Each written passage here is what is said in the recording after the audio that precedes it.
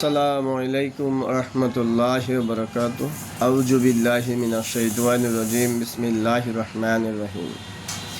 আজকে আমরা যে বিষয়টা নিয়ে ইনশাআল্লাহ আলোচনা করব তা হলো মৃত্যু। সে তোমরা যেখানেই থাকো না কেন সেখানেই আল্লাহ যেভাবে লিখে রেখেছেন সেভাবে মৃত্যু হবে। তো এ বিষয়ে আমরা প্রথমে সূরা নিসার ৭৮ নম্বর আয়াত আমরা একটু অধ্যয়ন করি। তারপর এই আয়াতের তাফসিরের মধ্যে যে হাদিস এবং কোরআনের বাণী রয়েছে তা আমরা ইনশাল্লাহ জানব। আউযু বিল্লাহি মিনাশ শাইতানির রাজিম। বিসমিল্লাহির রহমানির রহিম। আইনামা তাকুনু ইউদরিকুমুল মাউতু ওয়ালাউ কুনতুম ফি বুরুজিম মুশাইয়াদাত। যার অর্থ আল্লাহ বলেন, আর মৃত্যু সে তোমরা যেখানেই থাকো না কেন সেখানে তোমাদের নাগাল পাবেই। তোমরা কোনো মজবুত প্রাসাদে অবস্থান করলেও যদি তাদের কোনো কল্যাণ হয় তাহলে তারা বলে এ তো আল্লাহর পক্ষ থেকে হয়েছে, আর কোনো ক্ষতি হলে বলে এটা হয়েছে তোমার বদৌলতে। বলে দাও সব কিছুই হয় আল্লাহর পক্ষ থেকে। লোকদের কি হয়েছে কোনো কথাই তারা বোঝে না। দেখেন, তা এই যে আয়াতটা আমরা পড়লাম এবং এই আয়াতের অর্থের মধ্যে আল্লাহ কি বলে দিয়েছে যে মৃত্যু সে তোমরা যেখানেই থাকো না কেন নাগাল পাবেই।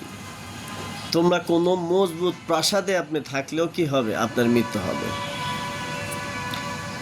এবং যেভাবে আল্লাহ লিখে রেখেছে তা হবেই। এখন আসেন আমরা একটু এই আয়াতের তাফসিরের মধ্যে যে হাদিসগুলো রয়েছে তা একটু আমরা জানি এবং আমাদের ঈমানটা আমরা মজবুত করি। বলা হচ্ছে তোমরা যেখানেই থাকো না কেন মৃত্যু তোমাদেরকে ধরবেই, যদিও তোমরা সুদৃঢ় দুর্গে অবস্থান করো। কোনো মধ্যস্থতা কাউকে এটা হতে বাঁচাতে পারবে না। মানুষ জিহাদ করুক আর নাই করুক, একমাত্র আল্লাহ পাকের সত্তা ছাড়া সকলকেই একদিন না একদিন মৃত্যুর স্বাদ গ্রহণ করতেই হবে। প্রত্যেকের জন্য একটা সময় নির্ধারিত রয়েছে এবং প্রত্যেকের মৃত্যুর স্থানও নির্দিষ্ট রয়েছে। এখন দেখেন, আমাদের সমাজে আমরা দেখি আসলে অনেকে আছে ইসলাম প্রতিষ্ঠা করার কাজ করে না, ভয় পায় যে যারা ইসলামের দুশ্মনরা রয়েছে, জালিমরা রয়েছে, তারা মেরে ফেলবে, হত্যা করে ফেলবে।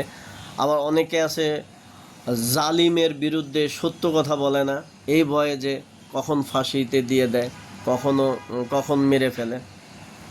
অথচ আল্লাহ বলতেছে যে মৃত্যু এটা হবেই, যেভাবে আল্লাহ লিখে রাখছে সেভাবে মৃত্যু হবে, যখন যেখানে লিখে রাখছে সেখানে হবে। যারা জিহাদ করে নাই, আল্লাহর রাস্তায় সময় দেয় নাই, আল্লাহর দিনের জন্য কাজ করে নাই, তারাও তো মরে। আবার যারা আল্লাহর দিনের জন্য কাজ করে তারাও তো মরে। তো যারা ইসলামের জন্য কাজ করে তারা যদি মারা যায় তারা কিন্তু আপনার কি শহীদের মর্যাদা পাওয়ার সুযোগ আছে তাদের। কিন্তু যারা ইসলামের জন্য কাজ করে না, এমনিতেই স্বাভাবিকভাবে কি হয়, মরে যায়, তাদের তো আর এই সুযোগ নেই। তাহলে কেন আপনি ইসলামের জন্য কাজ করতেছেন না? ইসলামে আন্দোলন করেন, ইসলাম প্রতিষ্ঠার কাজ করেন, যদি মরেন তাহলে আল্লাহ যদি শহীদের মর্যাদা দেয় তাহলে তো ভাই আপনার বেহেশত কি আল্লাহ লেখা রাখবে। শহীদ মানিয়ে বেহেশত লেখা।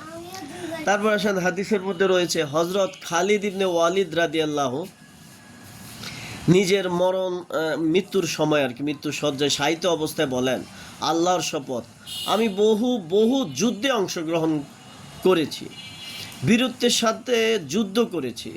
তোমরা এসে দেখো যে আমার শরীরে এমন কোনো অঙ্গ নেই যেখানে বল্লম, বর্ষা, তীর, তরবারি বা অন্য কোনো অস্ত্রের চিহ্ন দেখা যায় না। কিন্তু যুদ্ধক্ষেত্রে আমার ভাগ্যে মৃত্যু লেখা ছিল না বলে আজ তোমরা দেখো যে আমি গৃহসজ্জায় মৃত্যুবরণ করছি। সুতরাং কাপুরুষের দল আমার জীবন হতে যেন শিক্ষা গ্রহণ করে। তাহলে খেয়াল করে, এই যে অনেকে যারা আছেন ইসলাম প্রতিষ্ঠার জন্য কাজ করেন না, অন্যায়ের বিরোধিতা করেন না, অন্যায়ের প্রতিবাদ করেন না, মৃত্যুর ভয়ে, তাদের জন্য কিন্তু শিক্ষা কোরআনের এই আয়াত এবং এই হাদিসের মধ্যে এই বিষয়টা, এটা বাস্তব। হযরত খালিদ রাদিয়াল্লাহু তাআলা মুসলমান হওয়ার পরেই কি 100টা যুদ্ধ করছেন, ছোট বড় মিলায়া, যেখানে উনি কখনোই পরাজিত হন নাই। একটা যুদ্ধে তো আপনার হীরা বিজয়ের সময় উনি কি করছিলেন, উনি আপনার পুরা ওয়াল টপকায়া আপনার কি করলেন, কাফিরদের দুর্গের ভিতরে উনি ঢুকে গেছেন। ঢুকে গিয়ে সেখান থেকে উনি কি করলেন, তাহলে একা একটা দুর্গের ভিতরে ঢুকে যাওয়া, এটা মানে কিভাবে চিন্তা করছেন, মৃত্যুটাকে কোনো পরোয়াই করতেন না। তারপরে আরেকটা ওনার যুদ্ধের ঘটনা আছে যে উনি যুদ্ধ করতে করতে কাফেরদের পুরো দলের ভিতরে উনি ঘোড়া নিয়ে ঢুকে গেছে, কাফেররা ওনারা চতুর্পাশ দিয়ে কি ঘেরাও করে ফেলছিল, কিন্তু উনি মৃত্যু পরোয়া করে নাই, কাফেরদেরকে হত্যা করতেছিলেন।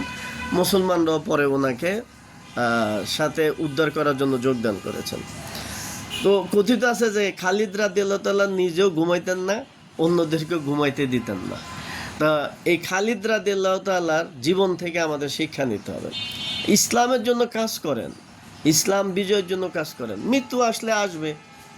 ইসলামের জন্য যদি কাজ করে মৃত্যু হয় তাহলে তো ভাই আপনি শহীদের মর্যাদা পাবেন, আর শহীদের মর্যাদা পেলে তো আপনার বেহেশত কি নিশ্চিত, শহীদের বেহেশত তো নিশ্চিত। এইখানে তো কোনো কি নেই, মানে ব্যারিকেড নেই। তারপর আসেন আমরা এই আয়াতেরই তাফসিরে মধ্যে আমরা পাই, যেটা তাফসির ইবনে জারির এবং মুসনাদ ইবনে আবি হাতিমের মধ্যে একটি সুদীর্ঘ গল্প হজরত মুজাহিদ রহমতুল্লাহের বাসায় বর্ণিত হয়েছে। তিনি বলেন যে পূর্বযুগে একটি স্ত্রীলোক গর্ভবতী ছিল, তার প্রসব বেদনা উঠে এবং সে একটি কন্যা সন্তান প্রসব করে। সে তখন তার পরিচারককে বলে, যাও কোনো জায়গা হতে, মানে পরিচারক মানে চাকর আর কি, আগুন নিয়ে এসো। পরিচারক বাইরে গিয়ে দেখে যে দরজার উপর একটি লোক দাঁড়িয়ে রয়েছে। লোকটি পরিচারককে জিজ্ঞেস করে, স্ত্রী লোকটি কি সন্তান প্রসব করেছেন? সে বলে, কন্যা সন্তান। লোকটি তখন বলে, জেনে রেখো যে এ মেয়েটি 100 জন পুরুষের সঙ্গে ব্যভিচার করবে, এবং এখন স্ত্রী লোকটি যেই পরিচারক মানে যে চাকর রয়েছে, শেষে তার সাথে এই মেয়েটির বিয়ে হবে, আর একটি মাকড়সা তার মৃত্যুর কারণ হয়ে দাঁড়াবে। এই কথা শুনে চাকরটি সেখানেতে ফিরে যায় এবং ওই মেয়েটির পেট ফেরে দেয়, অথবা তাকে মৃত মনে করে তথা হতে পলায়ন করে। এই অবস্থা দেখে তার মা তার পেট সেলাই করে দেয় এবং চিকিৎসা করতে আরম্ভ করে। অবশেষে মেয়েটির ক্ষতস্থান ভালো হয়ে যায়। ইতিমধ্যে 1 যুগ অতিবাহিত হয়, মেয়েটির যৌবনে পদার্পণ করে। সে খুব সুন্দরী ছিল। তখন সে ব্যভিচারের কাজ শুরু করে দেয়, আর ওদিকে ওই চাকরটি সমুদ্র পথে পালিয়ে গিয়ে কাজ কাম আরম্ভ করে দেয়। তো এটার গল্পটা হলো কি, ওই চাকরটা ধনী হয়, ধনী হয়ে সে আবার ফেরত আসলে আবার এই মেয়েটা বড় হয়। সে হয়েও কিন্তু কি অনেক সুন্দরী ছিল এবং এই ইমানের সমস্যা ছিল। সে কি ব্যভিচার করতে থাকে অসংখ্যর সাথে। পরে ওই ছেলেটা অনেক ধনী হয়ে আসে, আয়সা তারপর সে মেয়েটাকে ঘটনাক্রমে বিয়ে করে। বিয়ের পর তারপরে এই ছেলে আর মেয়ের কথাবার্তিতে দুজন জানতে পারে যে এই ওই মেয়েটার স্বামী যে সে ওই চাকর, আর এই মেয়েটা হলো ওই মেয়েটা যার পেটটা এই ছেলেটা ফেলে দিয়েছিল হত্যার জন্য। পরে এদের কথাবার্তিতে পরে ওই চাকর লোকটা বলে যে একটা কথায় একজন মুরব্বী তখন বলছিল যে তুমি এরকম না করবা, ব্যভিচার করবা, তারপরে হলো যে তোমার মৃত্যু এরকমভাবে হবে। তো তখন স্বামী স্ত্রীকে ভালোবেসে ফেলে, অনেক সুন্দরী ছিল মেয়েটা।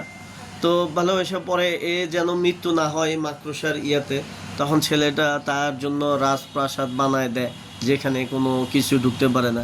কিন্তু ঘটনাক্রমে একদিন একটা মাকড়সাকে ওই মেয়েটা পা দিয়ে আপনার মেরে ফেলে, কিন্তু মাকড়সার শরীর থেকে একটু যে কষ মেয়েটার পায়ে লাগে ওই মেয়েটা সেই বিষে আক্রান্ত হয়ে মেয়েটা কি হয়, এই মাকড়সার কামড়ে সে মারা যায়।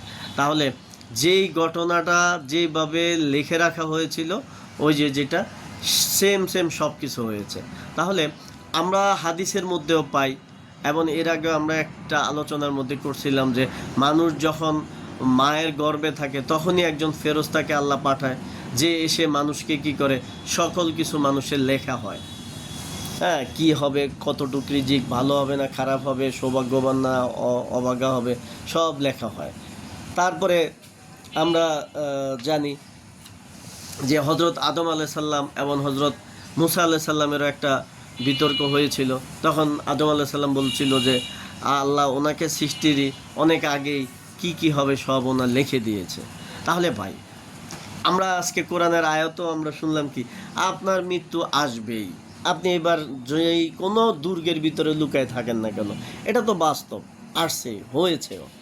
হ্যাঁ, তাহলে এখন আপনি যেহেতু মৃত্যুবরণ করতেই হবে, তাহলে আপনি ইসলামের জন্য কাজ করে মৃত্যুবরণ করেন।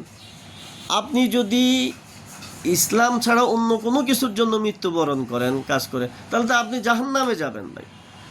কারণ আল্লাহ আপনাকে পৃথিবীতে পাঠাইছে বা ইসলামের জন্য। আল্লাহ আপনাকে পৃথিবীতে ধর্মহীনতার জন্য না, সমাজতন্ত্রের জন্য না, জাতীয়তাবাদের জন্য জীবন দিবেন সেটার জন্য পাঠায় নাই, তো পাঠাইছে আল্লাহ আপনাকে বলছে ইন্নী জাইলুনা ফিল আরদি খলিফা। আপনি হলেন আল্লাহর খলিফা, আল্লাহর প্রতিনিধি। এই হিসাবে আপনার দায়িত্ব কি? আপনি সূরা ফাতিহার মধ্যে তো পড়েন আলহামদুলিল্লাহি রাব্বিল আলামিন আর রহমানির রহিম মালিকি ইয়াউমিদ্দিন ইয়াকা না'বুদু ওয়া ইয়াকা নাস্তাঈন। এই জায়গায় আপনি বলে আসতেছেন যে আল্লাহ আমরা তোমার ইবাদত করি। ইবাদত মানে কি? আপনি আল্লাহর গোলাম। তাহলে আপনার কাজ হলো আল্লাহর গোলাম হিসাবে কি আল্লাহ যা বলছে তা মানা, যা নিষেধ করছে তা অস্বীকার করা, এবং আল্লাহর আইন কানুনগুলা দুনিয়াতে কি করা? প্রতিষ্ঠিত করা, বিজয়ী করার জন্য। তা আপনি এই কাজ যদি না করেন, মৃত্যুর পর আল্লাহ আপনাকে যখন প্রশ্ন করবে যে তোমাকে আমি সব নিয়ামত দিয়েছি, তুমি আমার দিনের জন্য কি কাজ করছো? অথচ দেখেন হজরত বেলাল রাদিয়াল্লাহু তাআলার কথা যদি চিন্তা করেন, কত কালো ওনাকে আল্লাহ বানাইছে, দাস বানাইছে, অভাব অনটন ছিল, কিন্তু দিনের জন্য কাজ করছে, ইসলামের জন্য কাজ করছে। আর আপনাকে আল্লাহ তো বেলাল রাদিয়াল্লাহু তাআলাকে সামনে নিয়ে এসে যখন আপনাকে প্রশ্ন করবে, তোমাকে অর্থ সম্পদ টাকা পয়সা সব দিলাম, কিন্তু তুমি ইসলামের জন্য কি করছো? কি উত্তর দিবেন ভাই? তাই আসুন আমরা ইসলামের জন্য কাজ করি, মৃত্যুকে ভয় না পাই। আল্লাহ যখন যেখানে লিখে রেখেছে সেইখানে মৃত্যু হবে। আসসালামু আলাইকুম ওয়া রাহমাতুল্লাহি ওয়া বারাকাতুহু।